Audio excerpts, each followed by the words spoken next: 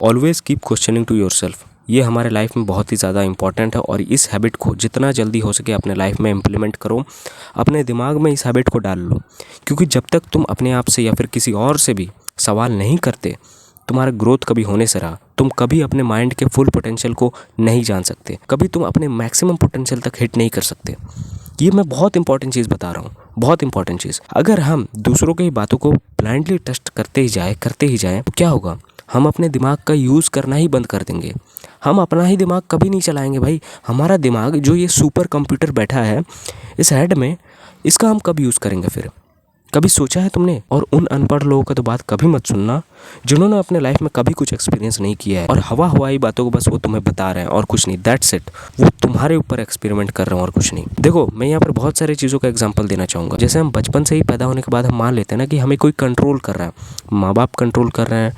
फिर माँ बाप कंट्रोल नहीं कर रहे हैं तो हमें ऐसा लगता है यार हमारा तो मन ही हमें कंट्रोल कर रहा है। फिर जैसे हम और आगे बढ़ते हैं, शादी वगैरह ये चीज़ का फंक्शन आता है, तो मान लेते हैं किसी एक इंसान का शादी हो गया तो उसमें भी रिचुअल्स लगते हैं। वो रिचुअल्स कौन लगाया भाई? हमारे जैसे इंसान, बड़े बड़े योगीज, बड़े बड़े ऋषि मुनि, वो लोग ही तो इन सारे रिचुअल्स को लिखे ना। उनके दिमाग में ही ये चीज़ तो आया ना। अब मैं इन सारी चीज़ों को गलत नहीं बोल रहा हूँ। वो एक इंसान के दिमाग में ये सारे सवाल आए थे जब इस पृथ्वी का जन्म हुआ। उसमें जब इंसान नए नए आने स्टार्ट हुए ना, तो उनके दिमाग में ये सवाल सबसे पहले आए थे कि मैं कौन हूँ, मैं कहाँ से आया हूँ। आज के टाइम पे अगर ये सवाल हमारे दिमाग में आए तो इसके लिए ग्रंथ है, इसके लिए वेद है, इसके लिए गीता है जो इस सवाल का जवाब लिख के रखा है। और इस सवाल को हम पढ़ते हैं और हम जानते हैं इस सवाल को, लेकिन हम कभी एक्सपीरियंस नहीं कर पाते। लेकिन वो लोग जो फर्स्ट लोग थे उन्होंने एक्सपीरियंस किया और इस इल्यूजन को समझ पाए। ना कि सिर्फ उन्होंने एक्सपीरियंस किया, उन्होंने अपने माइंड के पोटेंशियल को 100% अनलॉक भी किया था। लेकिन आज के टाइम पे हमारा क्या हो रहा है? हमें कोई ना कोई ऑर्डर्स दे रहा है, हम उन सारी चीज़ों को ब्लाइंडली ट्रस्ट कर रहे हैं, मान रहे हैं। मतलब उन्हें कहीं ना कहीं ये चीज़ पता है कि ह्यूमन ब्रेन मतलब बहुत चीज़ों का पोटेंशियल रखता है, बहुत सारी चीज़ों को करने का पोटेंशियल रखता है। इसीलिए इनको नीचे रखो, हमारे नीचे रखो। इनको भनक नहीं लगने देना और भनक लगना भी नहीं चाहिए कि ये हमारी लेवल तक पहुंच सकते हैं। और यही चीज़ हो रहा है आज के टाइम पे। मैं यहाँ पर धर्म को गलत नहीं कह रहा हूँ, मैं यहाँ पर उपनिषद, वेद जो भी है उन सारी चीज़ों को मैं गलत नहीं कह रहा हूँ। लेकिन तुम्हारे दिमाग में हमेशा सवाल अराइज होने चाहिए कि ये जो चीज़ है ये क्यों है। फिर भी तुम अपने दिमाग को कब अच्छी तरीके से अनलॉक करोगे? हमारा इससे हो क्या रहा है ना, हमारा दिमाग अच्छे तरीके से और खुल नहीं रहा है। हम रट ही रहे हैं, सिंपल। हम कभी एक्सपीरियंस करने की ओर जा ही नहीं रहे हैं। जब तक हम चीज़ों को एक्सपीरियंस नहीं करेंगे, स्टडी नहीं करेंगे, हमारा ग्रोथ होने से रहा। अब यहाँ पर मैं तुम्हें एक बहुत बड़ा एग्जांपल देना चाहूँगा। जैसे एक टाइम पर ना लोगों को ये लगता था ना कि हमारा जो अर्थ है ना ये फ्लैट है। और बहुत सारे उस टाइम के यूरोपियंस को भी यही लगता था ना कि हमारा जो अर्थ है वो फ्लैट है।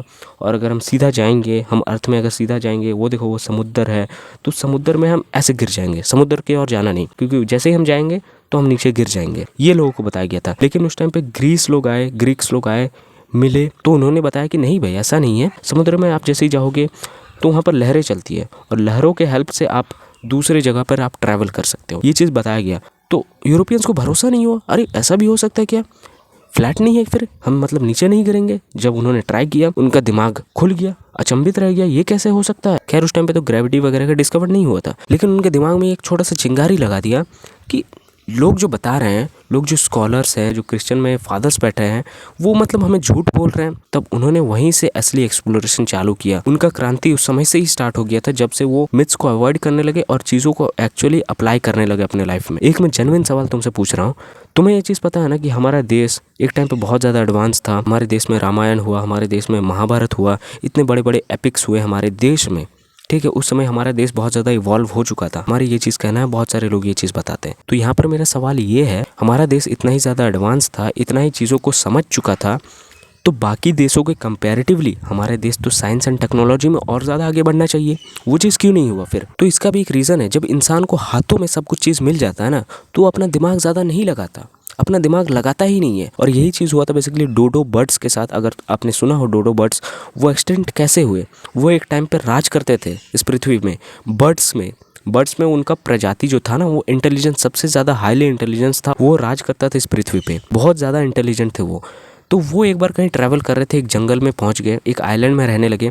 तो उस आइलैंड में उन्हें खाने के लिए, सर्वाइवल के लिए सारे चीज़ मिलने लगे। तो अपने ज़्यादा दिमाग नहीं लगाए, बहुत ज़्यादा मेहनत नहीं करना पड़ा और इसी वजह से वो आलसी हो गए। एट द एंड रिजल्ट क्या हुआ? उस आइलैंड में लोग धीरे धीरे समय के अनुसार लोग आए विजिट करने लगे, देखें यहाँ पर ऐसे प्रजाति रहते हैं, डोडो बर्ड्स रहते हैं, ये बहुत ही ज़्यादा अच्छे दिखते हैं, इनको चोंच जो है ये बहुत ही ज़्यादा ब्यूटीफुल है, इनको चलो एक्सटेंड करो, ख़त्म करो, मारो। और उस समय तक तब तक वो बहुत ज़्यादा लेज़ी हो चुके थे, अपना दिमाग में नहीं लगा सकते थे। और यही चीज़ हुआ हमारे साथ भी।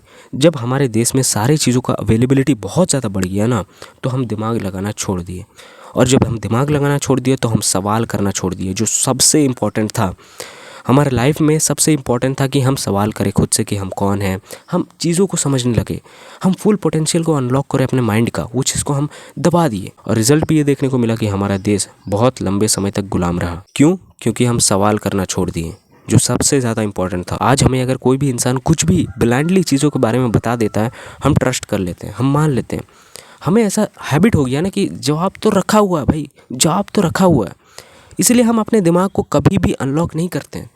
हम खुद को समझते ही नहीं कि हम कौन हैं। ये सवाल तुम्हारे भी दिमाग में हज़ारों बार आया होगा बचपन में, अभी नहीं आया होगा, मैं मानता हूँ अभी तुम्हारे दिमाग में ये सवाल नहीं आया होगा। लेकिन बचपन में जब इंसान तुरंत नया नया पैदा होता है, जब उसके दिमाग में बुद्धि आना स्टार्ट होता है, 10-11 साल का होता है, 12 साल का होता है, उसके दिमाग में जस्ट अभी बुद्धि आना स्टार्ट हुआ था, उस समय सबसे इंपॉर्टेंट होता है कि सवाल करे।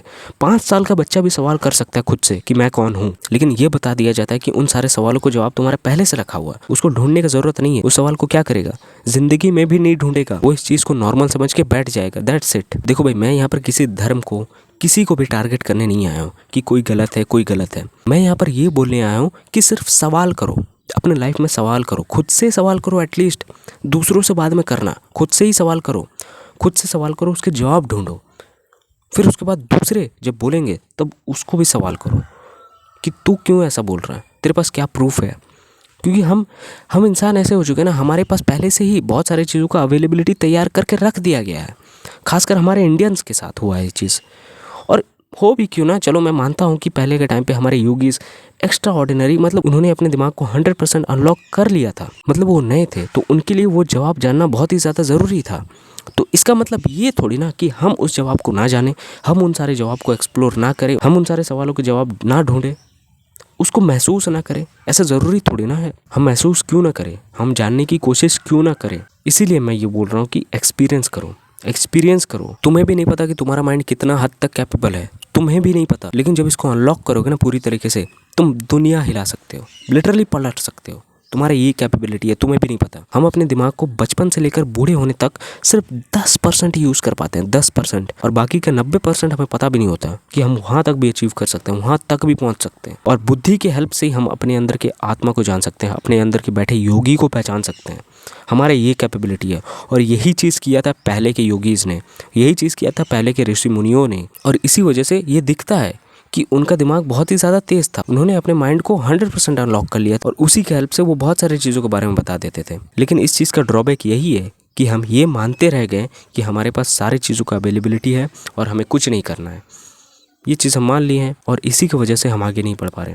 क्यों नहीं बढ़ पा रहे? क्योंकि हम सवाल नहीं कर रहे हैं, निरंतर सवाल नहीं कर रहे हैं। इसी की वजह से हम आगे नहीं बढ़ पा रहे। जब तुम्हारे दिमाग में ये हैबिट बन जाएगा ना कि निरंतर सवाल आने चाहिए, दूसरों से नहीं, कम से कम अपने से सवाल करो, ध्यान करो, मेडिटेशन करो, खुद के दिमाग को अच्छी तरीके से अनलॉक करो। ये एकमात्र तरीका है, इससे हम बहुत सारी चीज़ों को जान सकते हैं। ये चीज़ बेस है, जब तक ये चीज़ नहीं करोगे तुम यहाँ तक नहीं पहुँच सकते। So keep growing, keep improving and keep asking question to yourself. Thanks for watching.